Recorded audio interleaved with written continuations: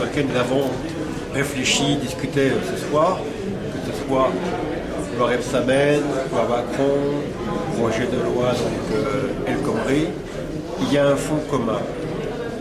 C'est que on explique que pour gagner la bataille de l'emploi, il faut que les travailleurs fassent des sacrifices, ou qu'ils acceptent de travailler plus.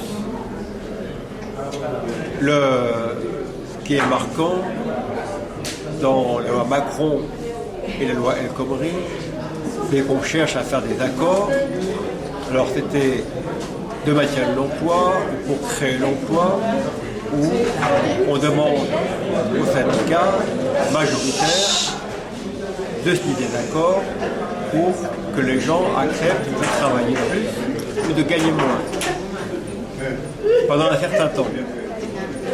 Que le syndicat se fasse l'allié de l'employeur pour justement lui permettre d'imposer des sacrifices aux travailleurs. Eh bien, ça, c'est une logique de défense de l'intérêt de l'entreprise qui n'est pas celle d'organisation syndicale qui conçoit l'entreprise comme un lieu d'exploitation qui amène à se défendre contre l'exploitation. Et ça, c'est un mouvement, je pense, qui est important de combattre, de dénoncer, parce que la solution, elle n'est pas que les travailleurs fassent des sacrifices, puisque les patrons, eux, ne font pas de sacrifices. Les patrons, qu'est-ce qu'on fait quand ils disent qu'ils ont des difficultés? Quel est l'ampleur des difficultés? Est-ce que leurs bénéfices ont vraiment été remis en cause? On ne le sait pas. Et donc, on déplace la résolution des difficultés vers les salariés. C'est à eux d'apporter des solutions en donnant de leur salaire ou en travaillant plus. Et ça, alors, accord défensif, Macron, offensif, El Khomri, mais toujours la même logique. Ensuite,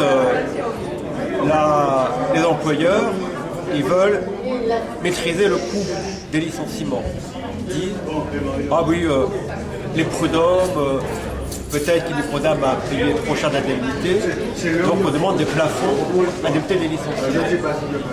Comme l'a dit Marie-Laure de la conférence, un employeur qui a embauché un salarié qui a moins de 2 ans d'ancienneté, il peut le licencier avec un plafond de 3 mois de salaire, il ne va pas se priver. Il va profiter 3 mois de salaire et il le fait en contrat. Il sait que ça ne lui coûtera pas plus. Donc ça, c'est entériner la précarité. Bon. Et ça, c'est quelque chose qui n'est pas acceptable du point de vue de la défense des intérêts des salariés. Donc, on a l'impression qu'on a un gouvernement qui se fait le défenseur des intérêts de l'entreprise.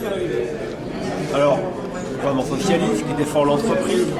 Alors jusqu'à présent, le gouvernement socialiste, le ouvrier, a toujours expliqué qu'il y a le monde du travail, le monde du capital, et que les intérêts sont antagonistes.